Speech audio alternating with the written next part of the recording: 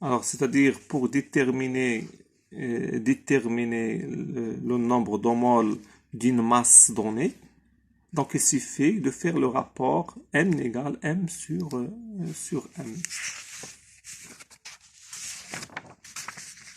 Alors ici, donc, la quantité de matière N d'une entité chimique X, c'est-à-dire X correspond à atome en molécule, ou ion bien sûr, est liée à sa masse molaire mx par la relation suivante, n de x égale m sur grand M. Alors ici, donc la règle de 3, donc on a une mole men x, ça pèse grand M en grammes.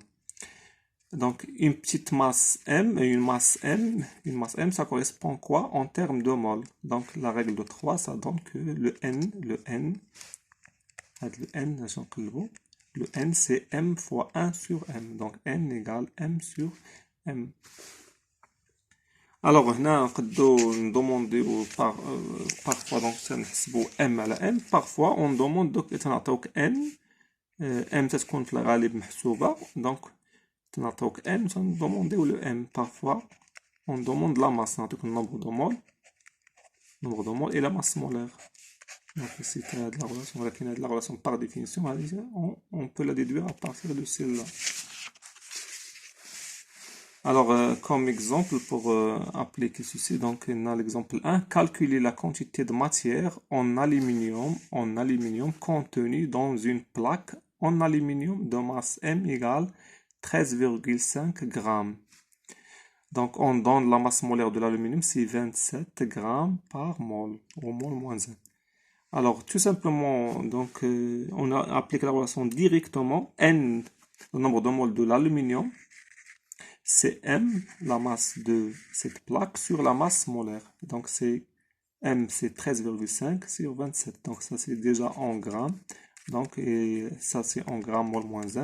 Donc le gramme, on va aller chercher dans le gramme. On va trouver le N, c'est 0,5 mol.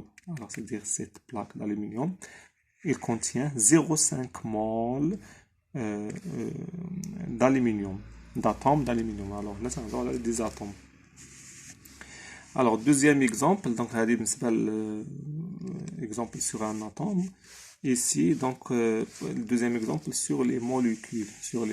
Alors, la relation là, on peut utiliser soit pour toutes particules, soit les atomes, soit les molécules, soit les ions, soit les électrons, n'importe quelle particule élémentaire.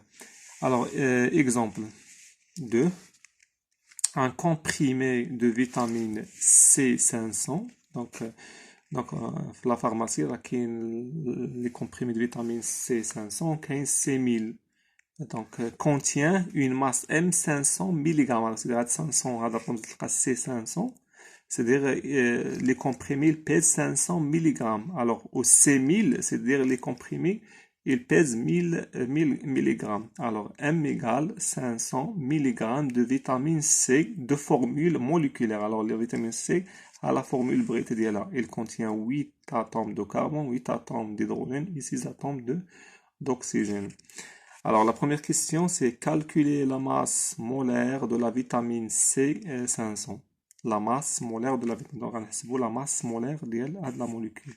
Donc, on va utiliser la règle directe. Donc, la règle, donc la masse molaire de la vitamine C de cette molécule. Donc, donc 8 atomes de carbone, donc 8 fois la masse molaire de carbone, plus 8 atomes d'hydrogène, 8 fois la masse molaire de l'hydrogène, plus 6 fois M, la masse molaire de l'oxygène. Alors, la masse molaire du carbone, c'est 12, la masse molaire d'hydrogène, c'est 1, la masse molaire d'oxygène, c'est 16. Tout calcul fait, ça donne donc 200 grammes par mol. C'est-à-dire une mol de ces molécules, ça pèse 200 grammes. Deuxième question, déduire la quantité de matière en vitamine C contenue dans ce comprimé. C'est-à-dire, dans ce comprimé qui pèse 500 mg, déduire le nombre de moles, la quantité de matière. Alors, on utilise directement la relation N, c'est M sur M, la masse du comprimé sur la masse molaire déjà calculée dans la question 1. Alors, il faut faire attention à la masse. Donc, il est donné en milligrammes, 500 milligrammes. Donc, 1 milligramme, c'est 10 moins 3 grammes. Il faut la convertir en grammes sur 200. Donc, et on trouve donc N, le nombre de moles de molécules de vitamine C. Et dans ce comprimé, c'est 2,5 fois 10 moins 3 moles. Alors, merci.